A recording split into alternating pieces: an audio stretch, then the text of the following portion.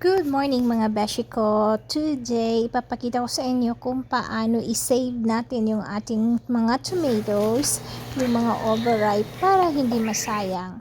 So, gagawa tayo ng isang berry.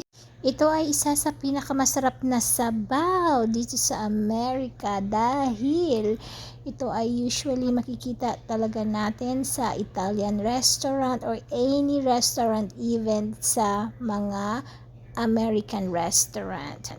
So, lagay yung tomato soup doon. Ito yung favorite.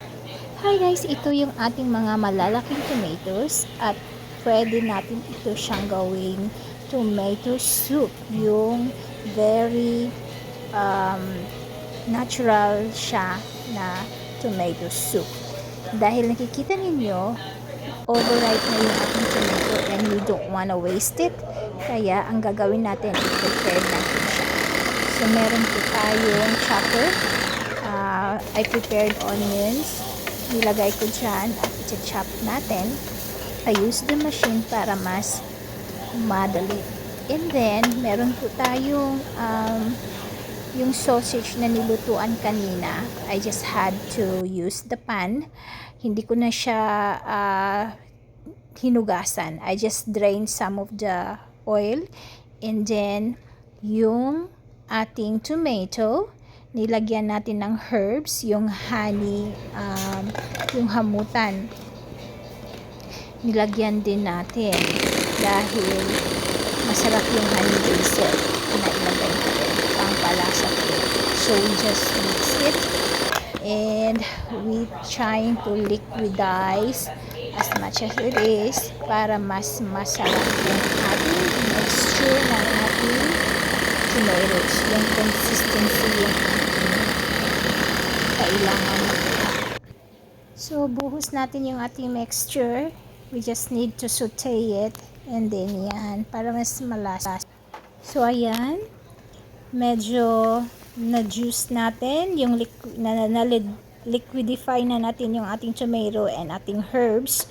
Then we have to put in the pan with the onion, sweet onion.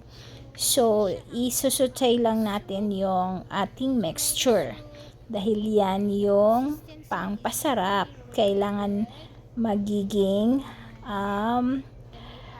makuha yung juice natin. At ito naman, yung mixture na ito is parang juicy talaga siya.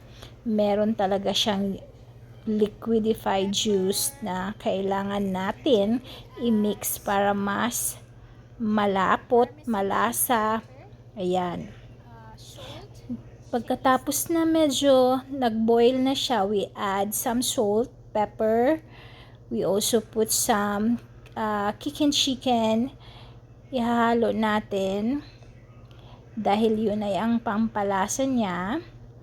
And then also, by the way, I saute the garlic with that onions. Parang na-chop ko siya with the herbs already.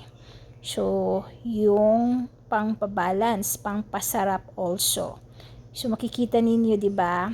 Ang consistency ng ating tomato ay napaka-perfect this time. And then, after that, we're gonna add some chicken broth. Kasi yung chicken broth ang nagpapasarap, pampalasa. Yeah. Pero, pwede tayong magpakulo ng sariling chicken natin, okay? But, syempre wala tayo, then we'll just use the chicken broth. Yung from the box, yung ginawa natin. Yung ating hinalo. So, napakasarap ito guys. Isa ito sa favorite ko na soup, especially with crackers and bread. Perfect ito. Kung hindi yung pakiramdam natin ay hindi mabuti, masama, di ba?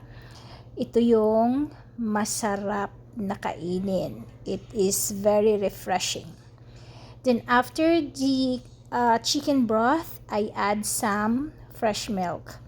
Yung fresh milk na rin yan is hindi yan optional. Isa yan siya na magpabalance sa kanyang lasa. Yes. Masarap din yan na i-add sa ating soup para hindi masyadong acidic yung ating tomato soup. Yes, para mabalance lang. And then after yan siya makulo, pakuluan natin, lalagyan natin siya ng a little bit cornstarch para medyo malapot-lapot siya. And then, the magic of that is meron tayong cheese.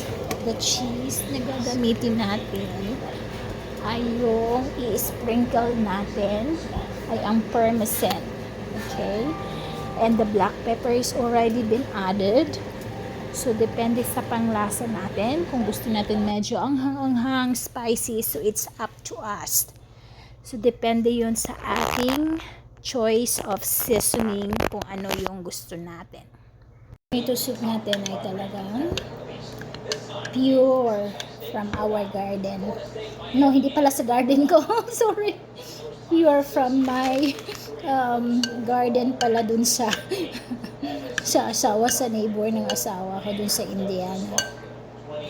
And then, masarap ito with crackers. Ang soup na to.